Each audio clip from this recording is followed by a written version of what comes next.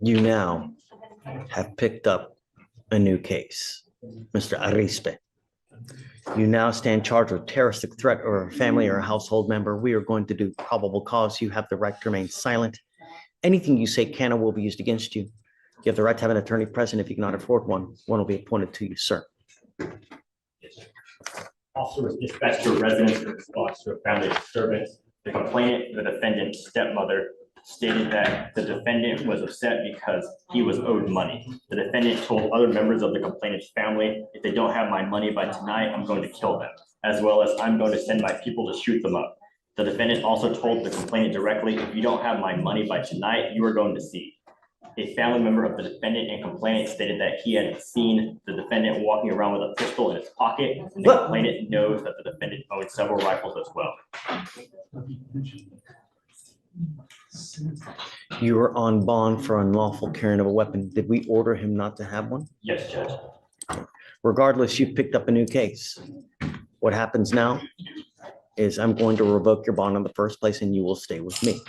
I will appoint you a lawyer today, Mr. Arispe, so we can talk about how to go forward, but I am ordering you now not to have any contact with these people. Do you understand? Sir. And I'm going to tell you, you pick up a third case, I'm going to go bonkers on the bonds. Do you understand? Sir. I'm going to do everything in my power to protect this public at all cost. All right, goes with you. Do you mind appointing him? No? Yeah, when we get a lawyer. Tiggio, Olvera. Oh, sorry, I'm trying to pull it up. Olvera or Vasquez Olvera?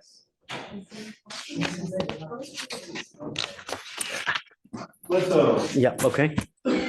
So his the misdemeanor is the Oh, he's not here, is he? he's here. He's back That's there. him. He told me that he hired counsel last week, so he's waiting on him to come in and sign on. Mr. Olvera, come up. Or no, just hold on a second. Hold on, Mr. Olvera. Let's do this. Mr. Arispe, I forgot to do something while you were here earlier. And I essentially also wanted to wait for your lawyer to get here. You're on your terroristic threat. I'm entering in what's called a magistrate's order for emergency protection. What that is a court order that identifies Ms. Hernandez Martinez as a protected individual. You cannot commit family violence or an assault against this person. Commit an act in furtherance of an offense under section 42.072 of the Texas Penal Code, which is the stalking statute. You cannot threaten, harass, use another person to communicate a threat or harassing behavior. You cannot be in possession of a weapon or go within 200 feet of the Muskegon Street house. Do you understand? Yes, sir. There's also two other. All right. The only thing I want you to understand is you have not complied with bond conditions. You now, bless you, you now have an order for protection. If you violate this one, the state can and will file a violation protective order, and it's the capital murder of misdemeanors. It's one of the worst cases that you can pick up. It's so bad that if you violate conditions on a VPO, I can have a hearing to hold you at zero bond until these cases are over with. Do you understand? Yes, Your Honor. Heed this warning. You won't get another. Okay? We'll just have you sign it and then we'll put you back.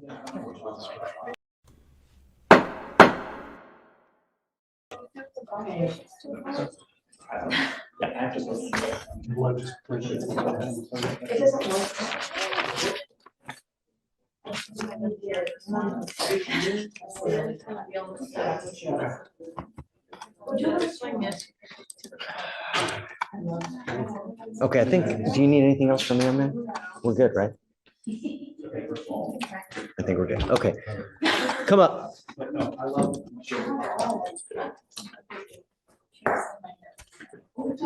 Seriously, I wasn't lying. Okay.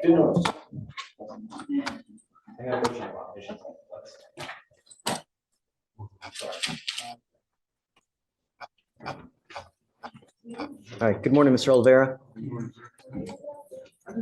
We're not waiting for a lawyer.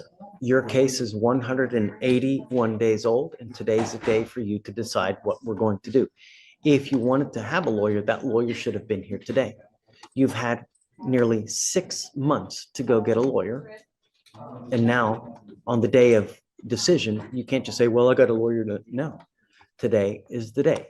We need to figure out where we're going with this case. You can either accept the plea bargain offer from the state. If you don't, we're going to set your case for trial. I didn't even know there was an offer already. Well, what's the offer in this case? Your Honor, there's no offer currently on the case. I can speak It's to 180 days. How is there no offer? Ms. Saba and see if she wants to put one on right now. Please. Yes. All right, just go ahead, take a seat. We'll figure it out and then I'll get back to you. If anything, I'll give you a couple days, but I'm not giving you much time.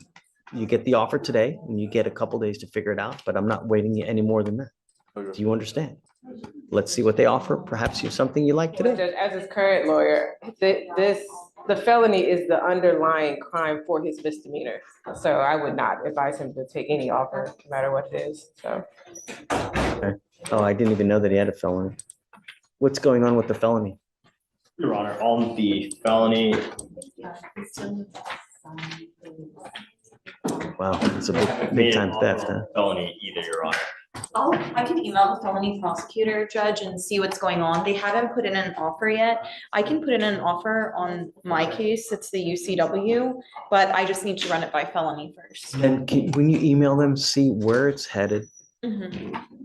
Are you gonna put an offer in the case? Well, it's out of the same transaction. What happened? I see it's a big theft. Is it car? So it was an auto theft, Your Honor. Yes. Mhm. Do you want us to read? No, but what's the value? 40,000, 50,000? The value is approximately 56,000. Okay. Yeah, so can you give us a little bit? Let's see what they say. Perhaps they'll give us a little bit of guidance on how they want to go forward and, you know, I'll email them right now. thanks.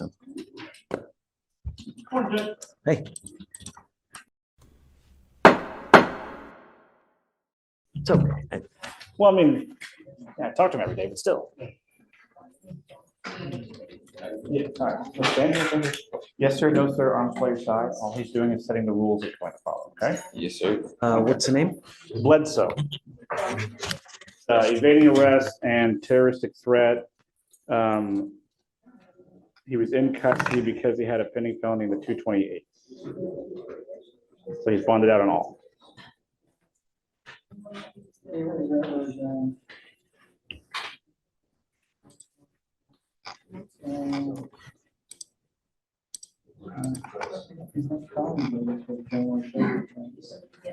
The evading, I think, is 12 yards per the officer.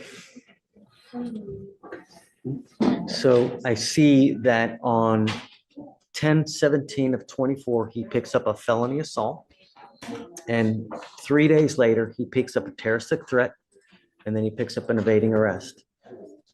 And they give him PR bonds on these cases? Is that what happened? And He bonded out since his last setting. I didn't check to see if there were PRs or not, Judge. I know that he had to pay money in felony court. yeah, it's just, I'm not down with PR bonds on this. I mean, he picks up 2 new cases if it's the same.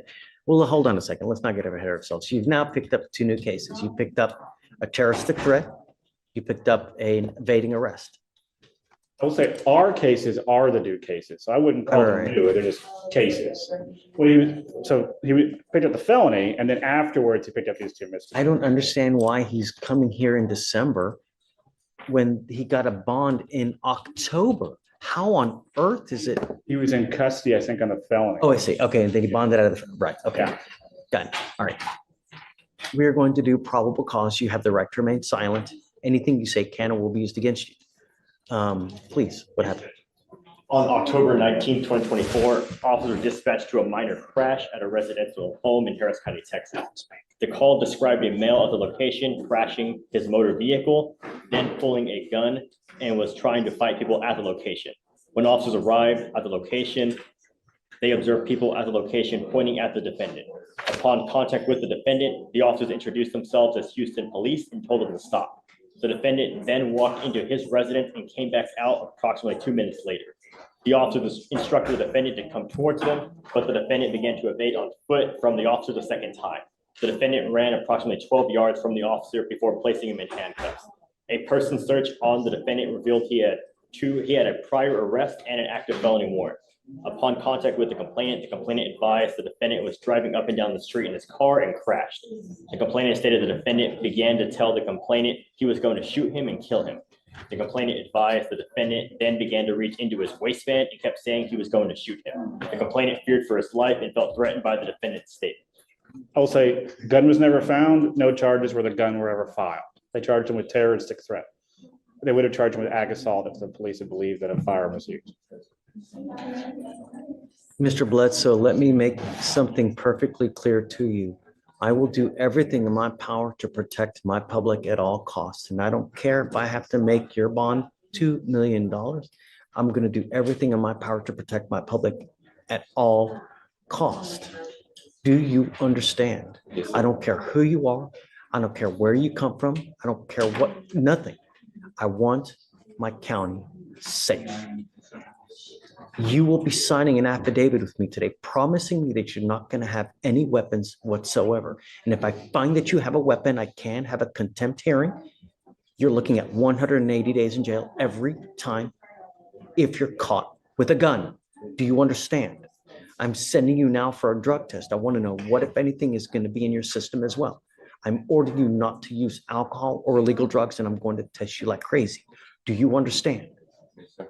What do you do for a living? I work for Leland Airmark Bakery. Okay, that's what you need to concentrate on. Working a lot so that your time is occupied. When you have too much time on your hands, you become self-destructive. Do you understand? Yes, sir. Do You're right you about have, thank you. Do you have a Texas driver license? that. It's a yes or it's a no. Then you're not allowed to drive.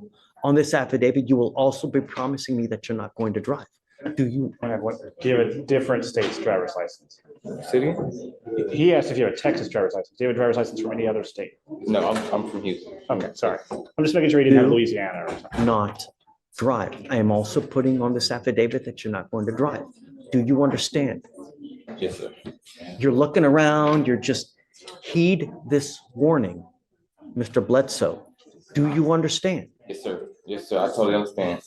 I only have one off day. I just sleep all day.